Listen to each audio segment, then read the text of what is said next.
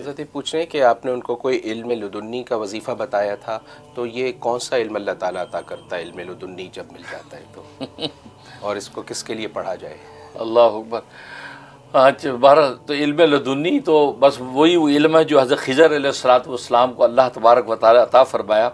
और सूरह कहफ़ के अंदर आपने जो यकीनन पढ़ा होगा जो वाक़या हज़रत मूसा अलैहिस्सलाम हज़रत खिज़र अलैहिस्सलाम को जो वाक़या है, उसमें हज़रत खिज़र अलैहिस्सलाम से जो उलूम ज़ाहिर हो रहे हैं वो इल्म लदुन्नी है, जो बज़ाहिर हज़रत मूसा अलैहिस्सलाम को उसका इल्म नहीं है। हज़रत मूसा अलैहिस्सलाम के पास इल्म शरीयत है, वो शरीयत के सबसे बड़े आलिम हैं और इल्म शरीयत ही असल है। और असल इल्म के जो है वो जो फ़ाइक़ हैं वह ईसा मूसा अलैहिस्सलाम है, लेकिन इल्म लदुन्नी वो ख़ास इल्म है जो अल्लाह तबारक व तआला अपने ख़ास बंदों को अता करते हैं। और सूरह कहफ़ में भी अल्लाह तबारक व तआला ने ये बात फरमा दी, हमने अपने ख़ास बंदे को अपनी तरफ से वो एक इल्म अता फरमाया, उसको इल्म लदुन्नी भी कहते हैं, इल्म वहबी भी कहते हैं।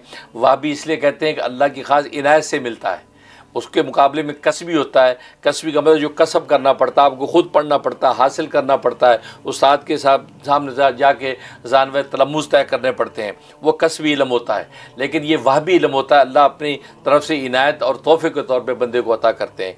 तो हज़रत खिज़र अलैहिस्सलाम से जो वाक़यात ज़ाहिर हुए हैं, इस तरह के जो वाक़यात मुकाशफ़ात गैब के पर्दे के हक़ाइक़ जो बंदे पे खुलते हैं, उसको इल्म लदुन्नी कहते हैं। तो लिहाजा अगर आप ऐसा कोई वजीफ़ा कर रहे हैं, उससे मुराद यही है कि आपको अल्लाह तबारक व तआला कशफ की और बातिन की आँख खोल देंगे, जिससे पर्दे के पीछे के अहवाल बतौर कशफ आप पर ज़ाहिर होंगे। आपको पता चल जाएगा ये होने वाला है, ये हो गया है, फ़लाँ चीज़ की हकीकत ये है।